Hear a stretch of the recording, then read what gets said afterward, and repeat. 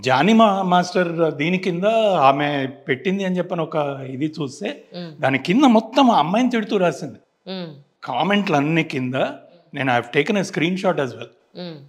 నాకు పొద్దున మీరు చెప్పగానే ఇమీడియట్లీ అదే గుర్తు వచ్చింది అనమాట. స్క్రీన్ షాట్స్ మొత్తం మన ఇదంతా కామెంట్స్ మొత్తము ఆ అమ్మాయిని తిడుతూ, ఆ అమ్మాయిని చీప్గా మాట్లాడుతూ. ఏం జరిగిందో ఎవరికి తెలియదు కదా సార్, మనం ఒకళ్ళని పాయింట్అవుట్ చేస్తాం ఇక్కడ. Exactly. So let it be, కోర్టులో ఉండనియండి దాన్ని. నీకు తెలియనప్పుడు నువ్వు మాట్లాడకు.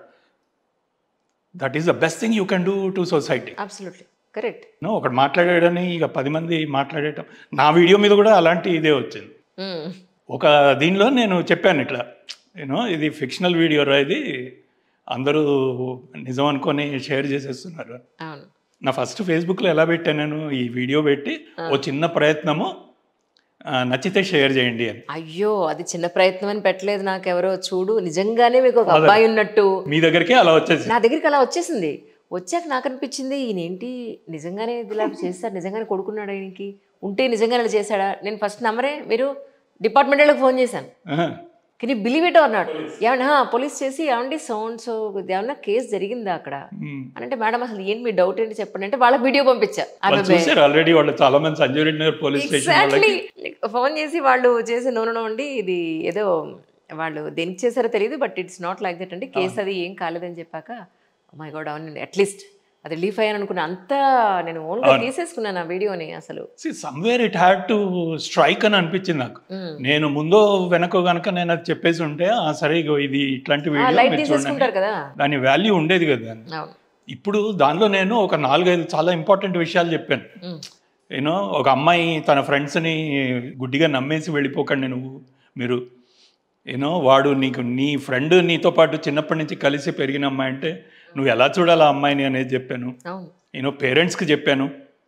బికాజ్ ఇవి 4 వేరు విషయాలు ఒక్క దీనిలో చెప్పాలంటే ఫిక్షనలైజ్ చేయాలి తప్ప. So that is the idea with which I did.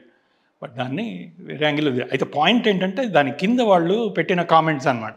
నువ్వు ఫ్రాడ్, నువ్వు అది ఏంటి అసలు ఫేక్కి ఫిక్షనల్కే తేడా తెలియదు వాళ్ళకి. తెలియదు డిఫరెన్స్ తెలియదు వాళ్ళకి. They just go on video చూసావా నోటికి వచ్చి మాట్లాడేట. ఇంతకు ముందంటే మనకు తెలియదు. 10 ఏళ్ల క్రితము నాకు మైండ్లో ఏదైనా వస్తే ఎలా ఎక్స్ప్రెస్ చేయాలో తెలియదు. So it was given only for a certain few అనమాట. మీడియాలో ఉన్న వాళ్ళకి లేదా ఫిల్మ్ ఇండస్ట్రీస్, రైటర్స్, వీళ్ళకు మాత్రమే ఎక్స్ప్రెస్ చేసుకోగలిగే ఛాన్స్ ఉండేది. ఇప్పుడు సోషల్ మీడియా అనేది వచ్చి ప్రతి వాడికి ఫేస్ అక్కర్లేదు, వాడు అకౌంట్ ఉంటే చాలు. They just bash you like. నిజంగా ఒక అమ్మాయికి ఒక చోట అన్యాయం జరిగినా ఆ అమ్మాయి ఇలా జరిగిందని ఓపెన్ గా చెప్పుకున్నా ఆ అమ్మాయికి పోలీస్ పాయింట్ ఆఫ్ వ్యూలో కానీ, జ్యుడిషియరీ పాయింట్ ఆఫ్ వ్యూలో కానీ, ఫ్యామిలీ నుంచి కానీ, సొసైటీ నుంచి కానీ లేదు, అసలు మోరలీ, ఫైనాన్షియలీ, మెంటలీ, ఫిజికలీ రాదు, ఎక్కడా ఎలాంటి సపోర్ట్ దొరకదు. సపోర్ట్ ఎక్కడో ఎందుకండి, ఫిల్మ్ ఇండస్ట్రీలో ఎంతో మంది సింగర్స్ ఇప్పుడు అది ప్రతి చోట జరుగుతోంది. నాట్ ఓన్లీ ఫిల్మ్ ఇండస్ట్రీ, ఇది మీడియాలో జరుగుతోంది, యూనివర్సిటీలో జరుగుతోంది, ప్రతి చోట లేడీ ఉన్న ప్రతి చోట జరుగుతోంది. ఇది నిజం. కానీ రిపోర్టింగ్ అనేది కొన్ని చోట్లే జరుగుతోంది. ఎస్పెషల్లీ కొన్ని ఫీల్డ్స్ కాస్త గ్లామరస్ గా ఉంటాయి. ఒక చిన్న ఇష్యూని మనం ఎంత చేసి చూస్తారు కాబట్టి, సెలబ్రిటీ హోదా ఇచ్చాం కాబట్టి ఎస్ చేస్తారు. ఇప్పుడు ఎక్కడో ఎందుకు సింగర్స్ కి లాస్ట్ టైం సుచి లీక్స్ అప్పుడు ఇప్పుడు వాళ్ళకి అవకాశాలు ఏమండి? ఎవరు పిలిచి అవకాశాలు ఇస్తున్నారు? బయటికి రాకపోతే ఒక బాధ, వస్తే ఇంకొక బాధ. అండ్ చాలా దారుణమైన ఇది మనది victim bashing, victim blaming and bashing అనేది మన దగ్గర చాలా దారుణమైన ఇది.